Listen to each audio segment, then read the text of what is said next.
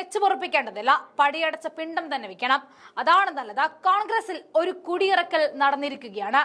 കലിയൂർ പഞ്ചായത്തിലെ കോൺഗ്രസ് അംഗമായ ശാന്തിമതിയെ അയോഗ്യയാക്കിക്കൊണ്ടാണ് തെരഞ്ഞെടുപ്പ് കമ്മീഷൻ ഇതിന് തുടക്കം കുറിച്ചത്. കോൺഗ്രസിലെ തന്നെ മറ്റൊരു അംഗം എൽ മിനി കോടതിയിൽ കേസ് ഫയൽ ചെയ്തതോടെയാണ് നടപടി ഉണ്ടായത്.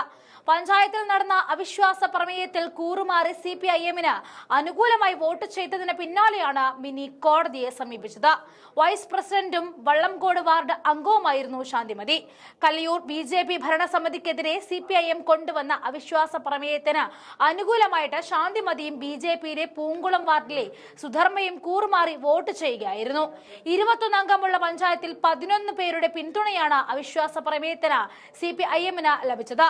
കൂറുമാറി BJP അംഗം സുധർമ്മയ്ക്കെതിരെയും കൂറുമാറ്റ നിരോധന നിയമം അനുസരിച്ച് നടപടി ആവശ്യപ്പെട്ടിട്ടുണ്ട്. അതേസമയം ശാന്തിമതി അയോഗ്യയാക്കിയ നടപടിക്കെതിരെ അപ്പീൽ നൽകിയതായിട്ടും പഞ്ചായത്ത് പ്രസിഡന്റ് M സോമശേഖരൻ നായർ പറഞ്ഞിട്ടുണ്ട്. ഇതിനു മുൻപ് ഇതേപോലെ തന്നെ ഒരംഗം കൂടി കോൺഗ്രസിൽ നിന്നും പുറത്തായിരുന്നു. കൂറുമാറ്റ നിരോധന നിയമപ്രകാരം കോന്നി ബ്ലോക്ക് പഞ്ചായത്ത് പ്രസിഡന്റ് ജിജി സജിയായിരുന്നു തെരഞ്ഞെടുപ്പ് കമ്മീഷൻ അന്ന് അയോഗ്യയാക്കിയത്.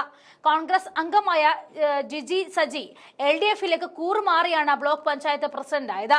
തുടർന്ന് ഇവരെ അയോഗ്യയാക്കണമെന്ന് ആവശ്യപ്പെട്ട് കോൺഗ്രസിലെ ബ്ലോക്ക് പഞ്ചായത്ത് അംഗം പ്രവീൺ പ്ലായ്വിളയിൽ തെരഞ്ഞെടുപ്പ് കമ്മീഷന് പരാതി നൽകിയിരുന്നു. കോൺഗ്രസ് നേതൃത്വത്തിന്റെ വിപ്പ് ജിജി ലംഘിച്ചതായിട്ട് കണ്ടെത്തിയതിനെ തുടർന്നാണ് കമ്മീഷന്റെ നടപടി അന്നുണ്ടായത്. 2023-ലാണ് ഈ സംഭവം നടക്കുന്നത്. അതിനുശേഷമാണ് ഇപ്പോൾ ഉണ്ടായിരിക്കുന്നത്. ജിജിക്ക് അയോഗ്യയായതോടെ ബ്ലോക്ക് പഞ്ചായത്ത് LDF-ൽ നിന്നും UDF-ൽ നിന്നും 6 അംഗങ്ങൾ വീതമായിരുന്നു. 2020 ഡിസംബറിൽ നടന്ന പഞ്ചായത്ത് തെരഞ്ഞെടുപ്പിൽ ഇളംകൊള്ളൂർ ബ്ലോക്ക് പഞ്ചായത്ത് ഡിവിഷനിൽ നിന്നും കോൺഗ്രസ് സ്ഥാനാർത്ഥിയാണ് ജിജി സജി വിജയിച്ചത്. എതിർ സ്ഥാനാർത്ഥിയായിരുന്ന റൂബി സാം തെക്കിനെതിരെ 738 വോട്ടുകൾക്കാണ് അന്ന് തോൽപ്പിച്ചത്. 13 അംഗ ബ്ലോക്ക് പഞ്ചായത്ത് 7 സീറ്റ് UDF-നും 6 LDF-ഉം നേടി. വനിതാ സംവരണമായിരുന്ന പ്രസിഡന്റ് സ്ഥാനത്തേക്ക് ജിജി സജി അവകാശം ഉന്നയിച്ചിരുന്നു.